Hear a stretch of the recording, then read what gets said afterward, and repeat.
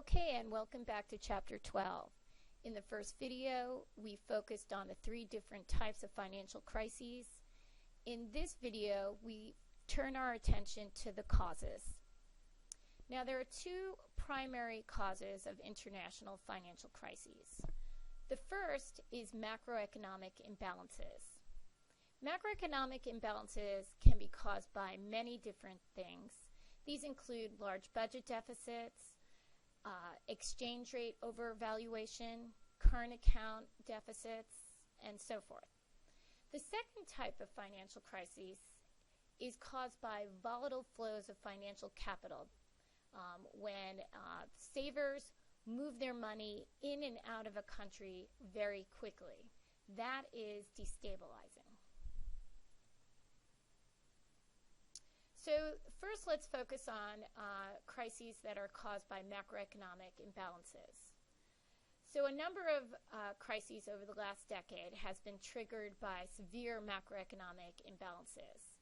So what happens is, for whatever reason that is causing the macroeconomic imbalance, this is usually followed by an exchange rate system that intensifies the country's vulnerability. An example of this is the crisis that began in late 2007. This is partially the result of a macroeconomic imbalance. So what happened here in this crisis is we have a situation where we had a lot of investment in the United States that was facilitated by countries that saved a lot. So there were countries with a lot of current account surpluses, and they lent to countries like the United States with current account deficits. So the financial crisis of late 2007 began when there was an expansion of credit that went into the housing market. So there was a bubble in the housing market that eventually collapsed. So what happened is that banks were unable to lend money because they became insolvent as mortgage holders stopped making their payments. So this resulted in a steeper decline in consumer and business spending, and we had a steep drop in real GDP. In a more general sense, a country experiences imbalances starting in the private sector, but this often spills over to a second phase with government imbalances. This occurs when the government basically receives less in taxes. When during a recession, people don't earn as much money, therefore they don't pay as much in taxes. And yet the government is spending more during the recession to help people out through social programs and unemployment insurance and so forth. This is part of our automatic stabilizers, but it can lead to excessive deficits. So unsustainable deficits are not inevitable in this situation, and they depend on other factors such as the health of the banking system.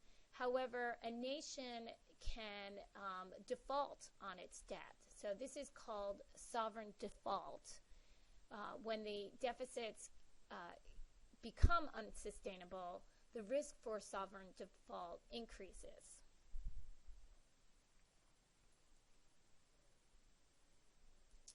So the volatile capital flows are caused basically when investors or savers become very nervous about their money within another country, and they start pulling it out.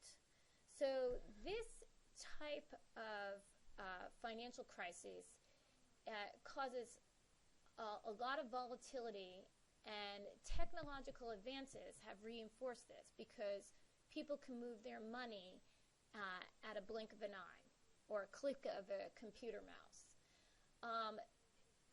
intensifying these problems are the weak financial sectors of many nations. This was evidenced in the late 1990s during the financial crises of the Asian community. So what happens in these type of situations is, like in the case of the Asian financial crises of the late 1990s, is you have foreign investors putting their money into these Asian countries, and they have short-term securities. So, for example, people in the United States can be putting their money into securities based out of Asia, and they're short-term, meaning that if they don't like where their money is being held, they can pull it out very quickly. However, that money was being used to finance longer-term projects, things involving real estate development. So when foreigners started pulling their money out of the country very quickly, the projects could not be liquidated as quickly. So there was a mismatch between the maturities of the assets and the liabilities. So we had a situation where many of the banks were illiquid, but not necessarily insolvent.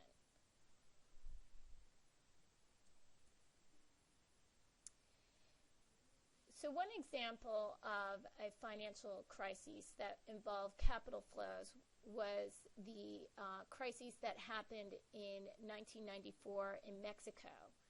So in that situation, during the 1994 period, Mexico had their leading presidential candidate was assassinated. There was also uprisings from various segments of the population. Outside investors, particularly U.S. residents that invested in Mexico, got nervous. So they started pulling their money out of Mexico. Now, Mexico had a PEG system, and they initially decided to devalue their currency by about 15%.